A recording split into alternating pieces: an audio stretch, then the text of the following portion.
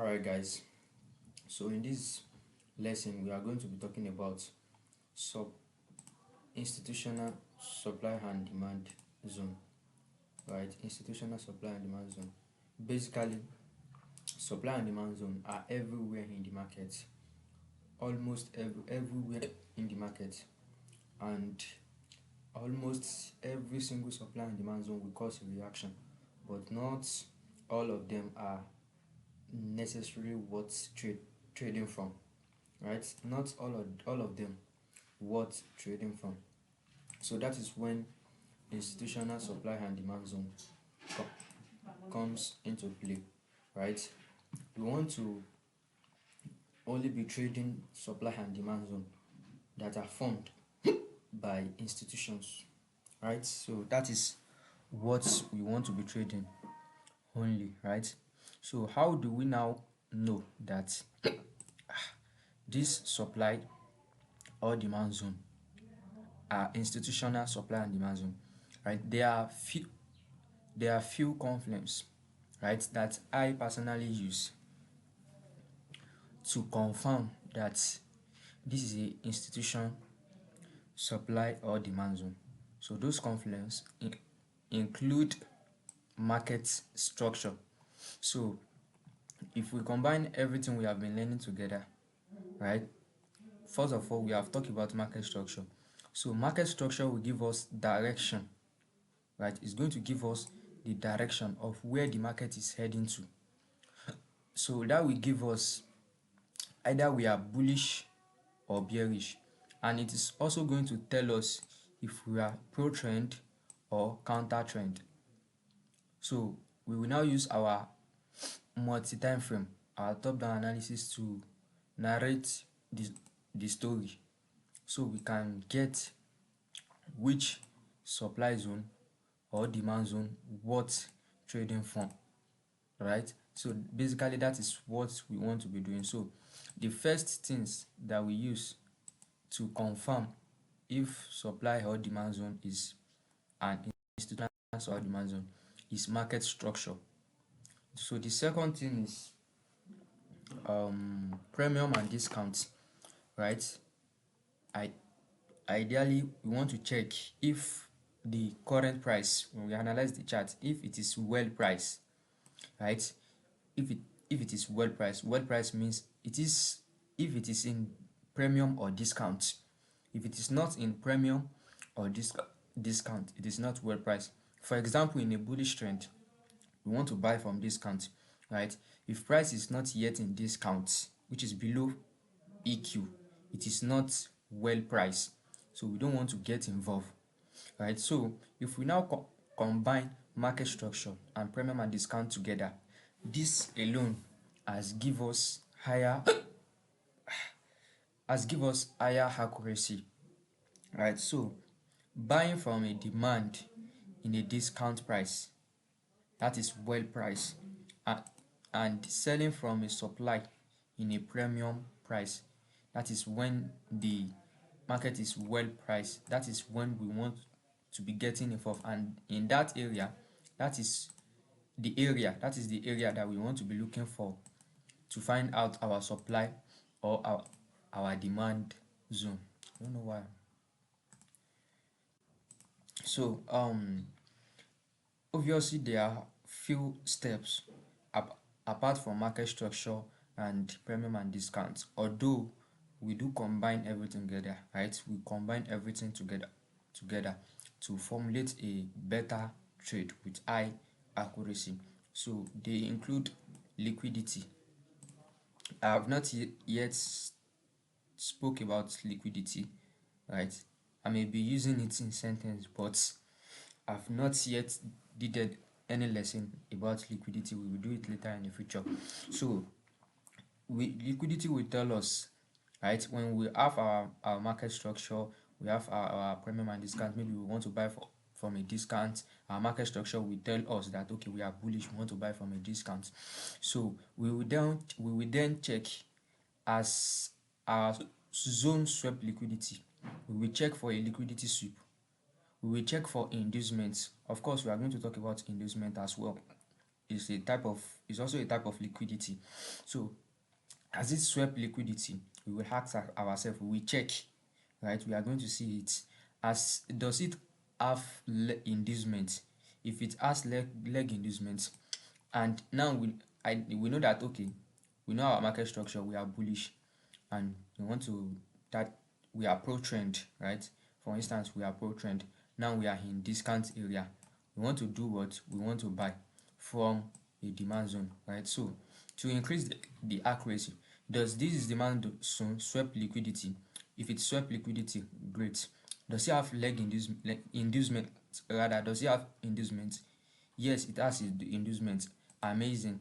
So the fourth thing we check is mitigation. We are also going to talk about it. So mitigation, we will ask and we will check as well that, is this our zone unmitigated? We are going to see it. If it is unmitigated, it's worth trading from, with combination of everything up here, right? If it is unmitigated, or it is a part of demand or supply chain. So demand or supply chain is basically when price is respecting each demand zone, right? That is a chain. It's also a type of liquidity that we are going to talk about. So this will give us what we should be expecting. If it is a chain, right? We want to be careful because we know that all those chains, they are liquidity, right? Basically all these lows, they are liquidity in that low. So when price is forming a supply or demand chain, we will know what we should be expecting, right? So by combining single steps every single aspect together, this will give us high accuracy, and it's going to tell us that this demand or supply that we are trying to trade from is created by institution, right? It's created by institutional. So last but not the least is order flow. We will check, are we trading with order flow or against order flow, right? So those are the confluence that we are going to check for to confirm that, okay, this our supply or demand actually worth trading from. So these are confluence, right? These are confluence. They are nice to have, but they are not a strict requirement. Yes, if you have all of them, good for you, happy day, right? But it is not that requirement for your supply or your demand zone to have all of this, but it must have few of them. It must have few of them, which is essentially market structure, premium or discount, and liquidity, right? It must have, and mitigation as well. Everything is important, but they are not a strict requirement that your zone must have everything. If they have it, good for you, happy day, right? But they are not strict requirement that your zone must have it. If your zone does not have it, it can't hold price. It doesn't mean.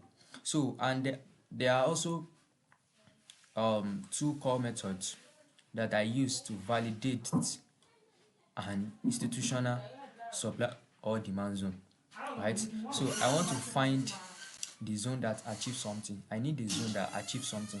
So what that mean by achieve something significant is, if what did that zone lead to? Did that zone lead to a break of structure? If a zone breaks structure, it achieves something, right? It breaks structure. That make it more higher accuracy. Obviously the higher the structure, the higher the probability of that zone holding price, right? If it is a swing structure, we know that swing structure is the most strongest structure, right? And the higher the time frame as well, the higher the structure will be strong. So if I see a supply or demand zone that break structure, especially swing structure. Swing structure is the most best structure, right, followed by internal and fractal, which is this thing. So I want to check which structure does this zone break. What does this zone achieve? Does it achieve anything significant? If yes, then I'm happy to look for a trade in that supply zone. So the second one is flips zone. So this is basically when a zone flip to the other side. Maybe we have a supply zone, right? And price react from it. We know this is a supply zone and price failed to go and break that low, then come back to flip that supply. It destroyed that supply. So in this case, we call this area supply to demand flip. So our expectation is we wait for price to come here and anticipate. So if my zone is also a sweep zone, that also give me more confidence about that zone, and it increase the probability of that zone holding price. So these are basically everything that I look for. Guys, let me show you some image of what I talk about. So here we have structure zone, right? This is what I mean by structure zone. So a zone that leads to a break of structure, right? The higher the structure, the stronger the zone. If it's a swing structure, the zone will be strong. If it is an internal structure, it will be less strong. And if it is a fractal structure, and we know how aggressive fractal is, it can shift multiple times within short period of time. So the higher the structure, the stronger the zone. So first of all, I want to look for my supply and demand zone in structural area, right? A zone that breaks structure. So this is the demand zone that led to this break of structure, and vice versa for supply zone as well, right? So this is a supply zone that led to this break of structure that break this low. And second one is flip zone. So zone that cause other zone to flip to fail, right? If a zone cause other zone to fail, it's a flip zone. So you can see the example. We have a supply zone here, right?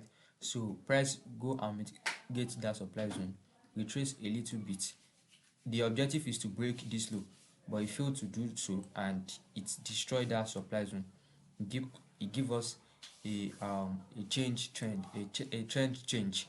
So this zone that led to that zone that implicate that zone to be failed, it now become our zone, our flip zone. So we have flip demand here. This is supply to demand flip rather.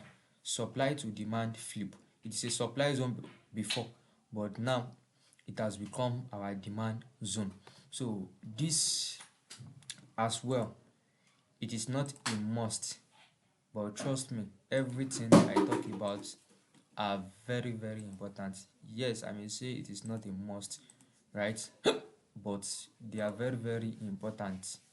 They are very, very important things to look out for whenever you want to select your supply and demand. So these are what we look for to that confirm that okay, our supply zone is our supply or our demand zone is an institutional zone and it's worth trading.